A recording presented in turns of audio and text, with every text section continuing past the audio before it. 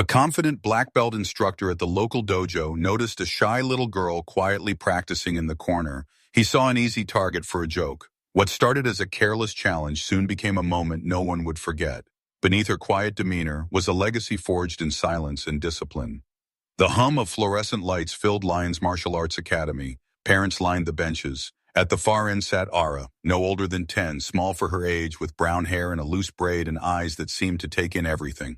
She wore a simple gray hoodie, hands folded in her lap. No one noticed her. Not yet. Jake Mercer, 26, cocky and loud, was a local legend. Black belt since 18, he scanned the room when he saw her. "Hey," Jake called out, "who brought their little sister to class?" A few heads turned. Parents smiled awkwardly. Jake sauntered over. "You training, kid?" Ara looked up, blinked once, then looked away. Jake grinned.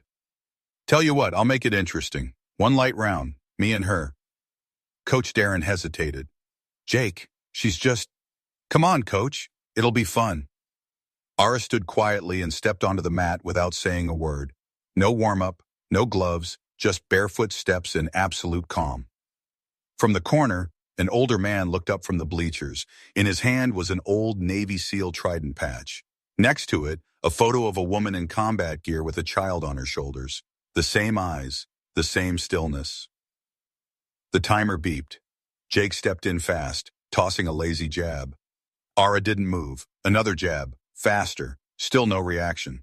He threw a playful front kick, but she stepped around it so precisely it looked choreographed. Then she was behind him.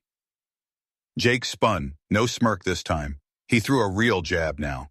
Ara parried it with angle like she'd done it 1,000 times.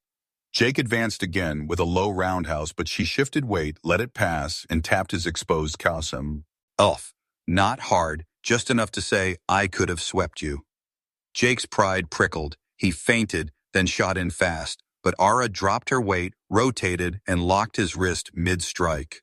Perfect form. One more ounce of pressure and his elbow would have popped. Ara released him and backed away, hands open again. The timer beeped. Silence. Coach Darren crossed the mat. "Where did you learn that wrist control?" he asked gently. Ara glanced past him to the man in the bleachers. "Home," she said quietly. The old man stood slowly and walked to the front desk. "Her mother was Valkyrie 6, he said. Coach Darren blinked. "The rescue operative from Bagram. That Valkyrie, I buried her." He placed the folded patch on the desk. "She left Ara with me, said not to train her, to give her a normal life." "And you didn't?" "I did for 8 years, but she remembered things I never taught her." Ara stood up. "I want to finish what she started," she said quietly. "But not for revenge." Coach nodded slowly. "Then we'll train you properly." Ara didn't smile, but her eyes flicked toward the trident patch. She reached out not to take it, just to straighten it, then turned back toward the mat. The gym was quiet now, but a different kind of training had begun. Some victories are silent, fought in shadows, but their echoes last forever, carried in the stillness where courage and honor dwell. And in that moment, the shy little girl who had been challenged as a joke stood as testament not just to her own power, but to the legacy she carried, one she would pass on in time.